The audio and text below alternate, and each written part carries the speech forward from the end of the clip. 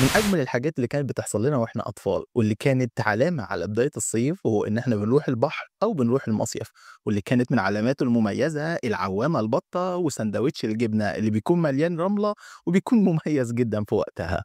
بس أكتر حاجة ما كنتش باحبها في المصيف هو إن كان جسمي بيحمر وبعد كده يسود، والوجع الجامد اللي بيكون في جسمي، وبعد ما تعدي كام يوم تلاقي جسمي بيقشر شبه البطاطساية، وحاجة كانت آخر وجع. لحد ما كبرت شوية، وهنا طبعًا جه السؤال اللي بييجي في دماغنا كلنا وإحنا كنا أطفال، هو إحنا ليه بيحصل لنا كده؟ وكانت الإجابة ملخصها إن إحنا بنتعرض للشمس فترة طويلة، وده رد فعل طبيعي بسبب إن إحنا قعدنا في الشمس ديّة. طيب، وهنا جه السؤال، هو أنا باعمل ليه في نفسي كده؟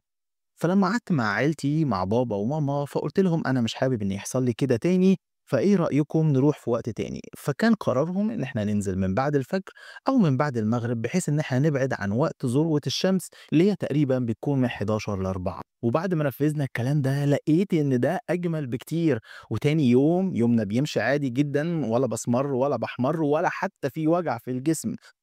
فهنا قررت إن هو ده بقى النظام الرسمي لأي وقت هنروح فيه البحر، إحنا هنروح يا إما بعد الفجر يا إما هنروح بعد المغرب، لحد ما كبرنا. وطبعًا كعادة كل الإسكندرانية لمّا بيكبروا ما بيروحوش البحر. طيب، هو إحنا ليه بيحصل لنا كده؟ وعشان نفهم ليه بيحصل لجسمنا الأعراض دي، لازم نفهم الأول أشعة الشمس عبارة عن إيه؟ أشعة الشمس بتتكون من 3 حاجات مهمة. أول حاجة وهي الأشعة العادية أو الضوء العادي أو الvisible light، ودي تقريبًا بتكون نسبتها 42%، ودورها الأساسي إن هي توفر لنا الرؤية. تاني نوع من الأشعة وهي الأشعة الإنفراريد، اللي بتكون عبارة عن تقريبًا 53%، وده دورها إن هي تحسسنا بالدفا وبالسخونية.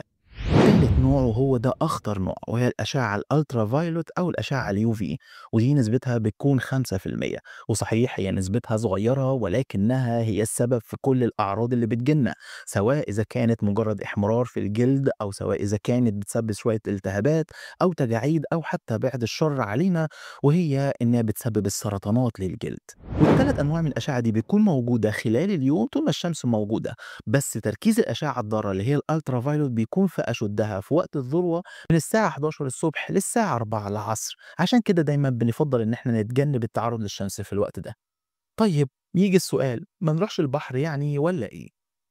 لا طبعا هنروح البحر، بس في كام حاجة كده لازم نعملها عشان خاطر نخلي بالنا منها، ويكون كمان يومنا لذيذ، وبعد كده تاني يوم ما يكونش فيه أي أعراض جانبية، أو بمعنى صح نقضي يومنا عادي.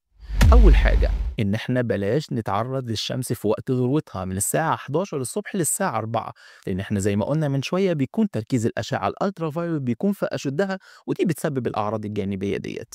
تاني حاجة، لازم نستخدم واقي شمس، وواقي شمس يكون مناسب لينا، ودوت بيتحط كل شوية، ودي معلومة حابب أأكد عليها. واقي الشمس بيتحط كل ساعة أو كل ساعتين حسب نوع كل واحد، مش مرة واحدة بس، فبلاش بخل.